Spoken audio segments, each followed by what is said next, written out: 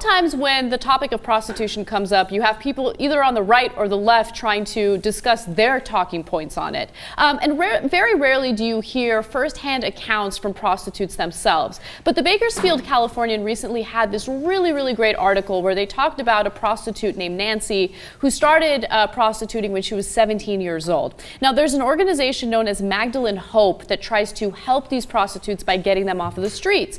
But Nancy says that this is something that she's almost addicted to because, of course, it's fast cash. But also, you know, we talk a lot about regulating it so we can keep them safe and we can make sure that, you know, if this is like some underground business, well, they should pay taxes as well. And she's not in favor of that. Okay. No, that's funny. What did she say?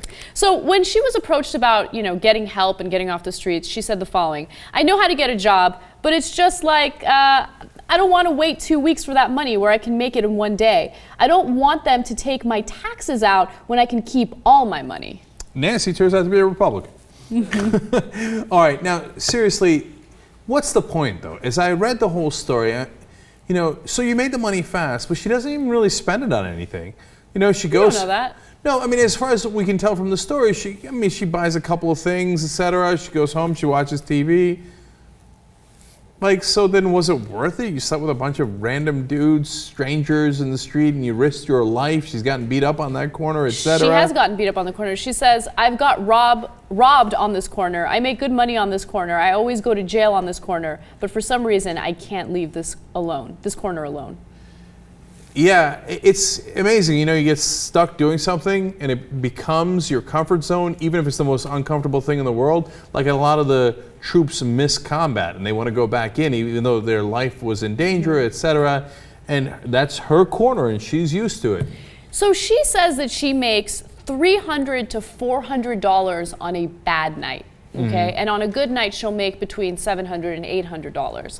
And she has an education. She actually went to school to be a doctor's assistant. And I think that just like with members of the military, you know, trying to, you know, transition back into civilian life, it's hard for someone who earns like a tremendous amount of money, like $800 in one night, right? How do you transition from that to being a doctor's assistant where you don't, I mean, you make decent money, but you don't make anywhere near $800 a day? No, it's tough because once you get used to the money, and this is true across the board, no matter what your profession is, and that's a lot of times how they hook people. Like, especially in the media, you get used to the money and then there's some rules. Oh, did we forget to tell you these rules? Well, you could go back to making no money, right? And so I'm keeping it real. There's a lot of those factors. And so she's hooked on the money in a sense. But to me, and I don't live her life, and that's why it's interesting to hear from her.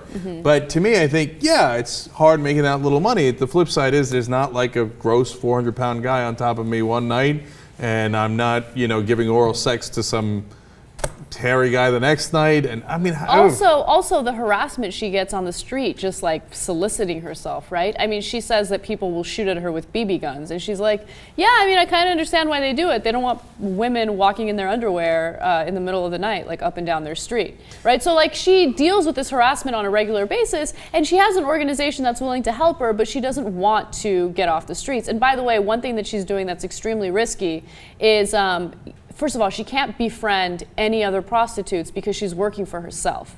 And most other prostitutes work for pimps. And what happens when pimps find out that you're working for yourself, they'll come after you and they'll beat you. Right. And she says, I'm just going to keep doing this until my time is up. But then again, what's the point?